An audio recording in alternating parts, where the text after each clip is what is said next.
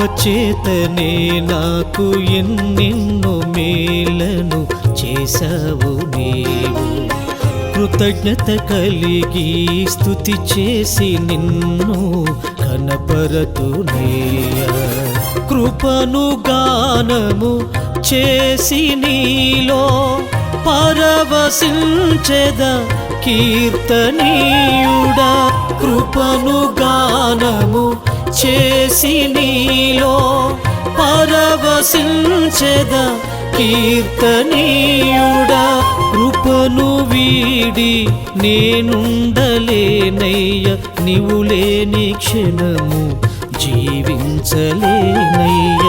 కృపను వీడి నేనుండలేనయ్య, నీవు లేని క్షణము జీవించలేనయ్య.